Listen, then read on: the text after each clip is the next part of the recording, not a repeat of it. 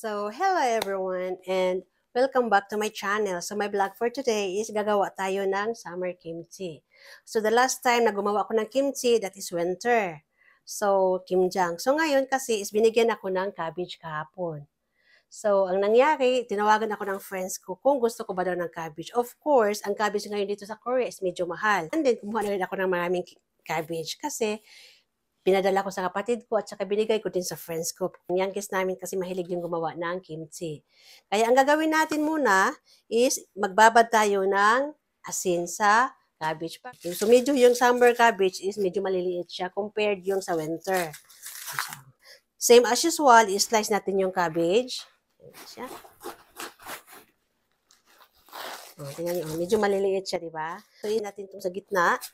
And then, ibabad muna natin sa tubig bago natin lagyan ng asin. Tama din ba yung kimchi ko is kuntit na lang naiwan. Kaya gagawa ako ng marami. So, lagyan natin ng asin.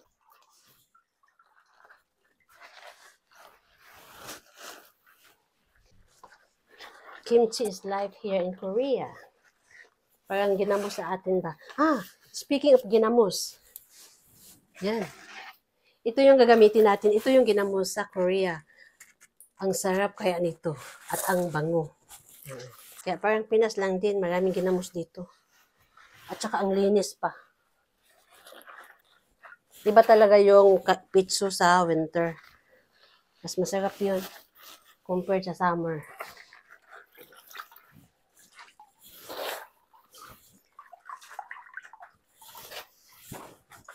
So, balutin natin ito mga kalalabs. And then, bukas na natin ito buksan. And then, bukas na natin ito hugasan. So, done my tree. So, see you tomorrow. Sana maglambot na ito bukas. Update sa aking cabbage na binabad kagabi.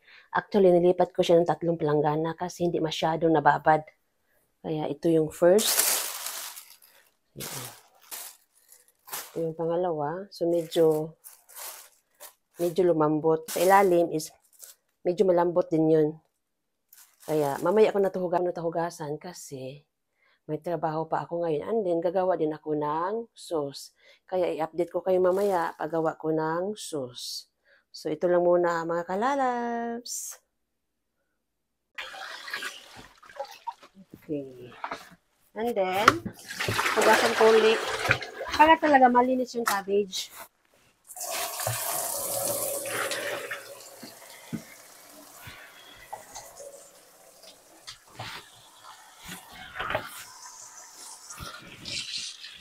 So, pwedeng tikman natin kung tama ba yung pagkalagay natin ng asin.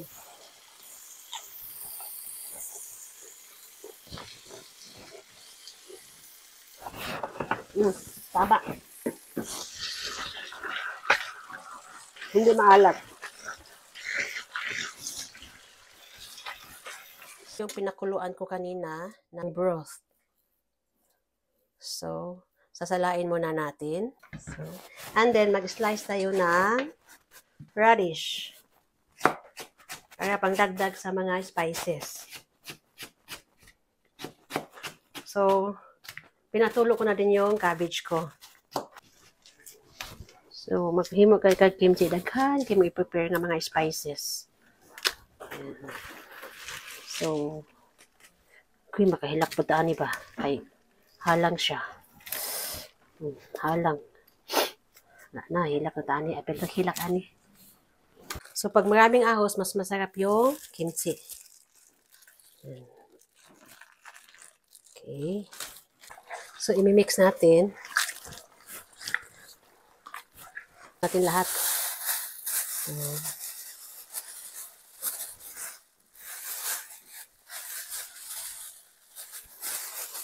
Tuluyang kimchi na talaga to.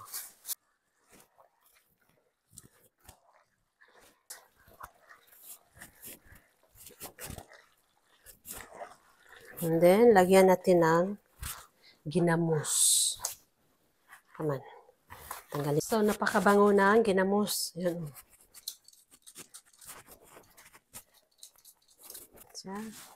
And then, of course, i-prepare din natin yung ibang pepper powder, baka magkulang. Yan. So, ito na siya. Ito yung sauce. Kasi, sayang din naman kasi binigyan ako ng cabbage and hindi ko gagawin na kimchi. Kaya, ito. Yung sa kapatid ko hindi pa dumating yung cabbage na pinadala ko kahapon. Kunti na lang naiwan and then it's almost done. So,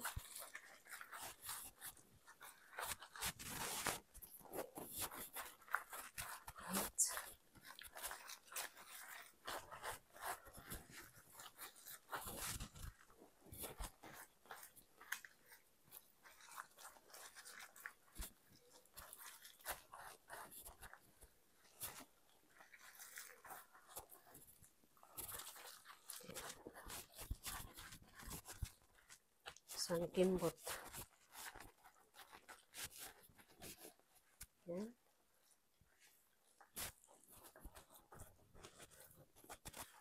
Okay. So,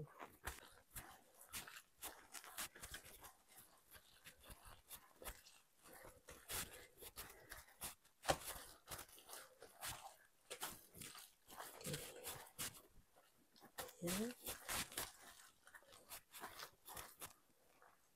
Bukas ko pa sana ito ilagay sa Tupperware. Kaya lang, kung bukas pa, so medyo nakakapagod na. Kaya, isahan na lang yung pagod. So, nakalagay na akong dalawang Tupperware and then meron pa rin naiwan. So, ilagay na natin lahat para bukas, ilagay ko na lang sa ref. Agay-agay. So,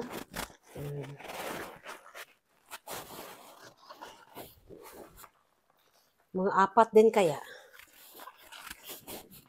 4 din yung nagawa ko. So,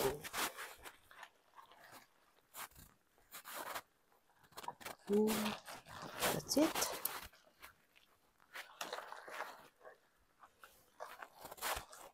Okay. And then, dalawa. Tatlo.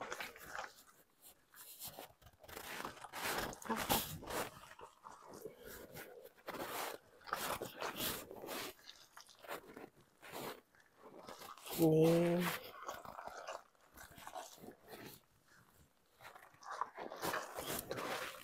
So, mga 8 pala siya ang laman sa loob.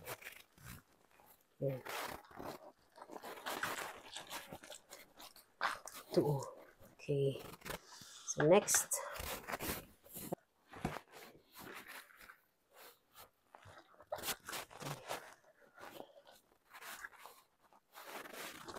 Or, 5. Oh, medyo maliit kaya. 6. Tama. Yan. So, this is my kimchi. So, 5 yung nagawa ko. Video ito siya is hindi masyadong napuno. Okay lang din. At least may 4 na ako. And then, for more videos, please don't forget to click the notification below. Like, share, comment, and subscribe. Thank you for watching. I love you. At last, I'm done.